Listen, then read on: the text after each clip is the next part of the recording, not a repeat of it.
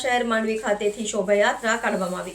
ભગવાન મહાવીર સ્વામી જૈન ધર્મના ચોથા તીર્થકર હતા અને તેમણે અહિંસા, સત્ય અને ત્યાગનું મહાન સિદ્ધાંત પ્રસ્તુત કર્યું। તેઓનો જન્મ ઈસવીસન પૂર્વે 599માં બિહાર રાજ્યના ક્ષત્રિય કુળમાં થયો હતો। તેમના પિતાનું નામ સિદ્ધાર્થ અને માતાનું નામ ત્રિશલા દેવી હતું। ભગવાન મહાવીર સ્વામીના ઉપદેશોના પ્રભાવથી જૈન ધર્મના અનુયાયીઓએ અહિંસાને જીવનનું મુખ્ય સિદ્ધાંત બનાવ્યું।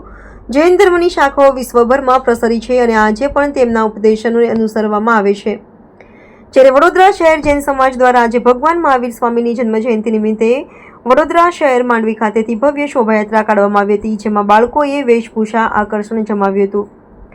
આ શોભાયાત્રામાં મોટી સંખ્યામાં જૈન સમાજના અગ્રણીઓ અને મહિલાઓ, યુવાનો સાથે બાળકો શોભાયાત્રામાં જોડાયા હતા અને આ શોભાયાત્રામાં વડોદરા શહેર માંડવી ખાતેથી પ્રસ્થાન કરવામાં આવી હતી અને આ શોભાયાત્રા દરમિયાન ઠેર ઠેર સ્વાગત કરવામાં આવ્યું હતું અને આ શોભાયાત્રા રાવપુરા આવેલ મામાની પોળ ખાતે સમાપન થઈ હતું। આજે પ્રભુ શ્રી મહાવીર સ્વામી ભગવાનનો જન્મ દિવસ એટલે કે અમારો જન્મ કલ્યાણક દિવસ આજે પ્રભુનો ધામધૂમથી ઉજવાય છે।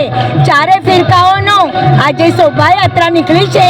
પ્રભુ જય મહાવીરનો આજે પૂરા વિશ્વમાં જોયું કે ગઈકાલે આપણા પ્રધાનમંત્રીએ પણ વૈશ્વિક સ્તરે નવકાર મંત્રને આજે વિશ્વ મંત્ર તરીકે ગઈકાલે એ લોકોએ ઉદ્ઘોષ કર્યો અને આજે જૈનોના એવા અમારા પરમ પુરુષ પરમ તીર્થંકર એવા 24મા તીર્થંકર પ્રભુનો જન્મ કલ્યાણક હોવાથી આજે એમનો જય જયકાર હો, જય હો, જય હો, જય કૃષ્ણાનંદન વીર કી જય, બોલો મહાવીર કી, કૃષ્ણાનંદન વીર કી જય, બોલો મહાવીર। આ યાત્રા તો સમસ્ત વડોદરાની છે પણ માંડવી અપના બજારથી આ વરઘોડો શરૂ થશે અને મામાની પોળ મહાવીર સ્વામી પ્રભુના જિનાલય જ્યાં કોઠી કચેરી છે ત્યાં આગળ આ સંપન્ન થશે। આજે પ્રભુ મહાવીર સ્વામી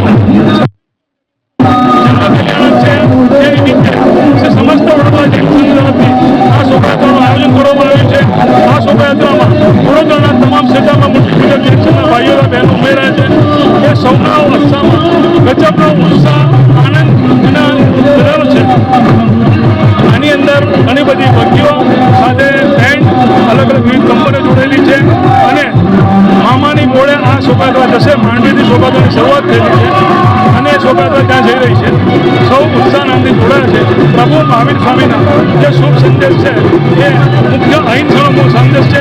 એ સંદેશ જ સર્વને પહોંચાડવાનો છે અને અત્યારે જે વિશ્વવ્યાપી જે કંઈ તકલીફો છે એ તકલીફોને ધ્યાનમાં રાખતા ગઈકાલે નવકાર મંત્રનું આયોજન એનું અનુષ્ઠાન કરવામાં આવેલું હતું અને આજે પણ સર્વે પ્રભુ મહાવીર સ્વામી તરફથી જે અહિંસાનો સંદેશ મળ્યો છે એ ફેલાવવા માટે અમે આ શોભાયાત્રાનું આયોજન કરેલું છે। પ્રકાશ શાહ, શ્રી સમસ્ત વડોદરા જૈન સંઘ।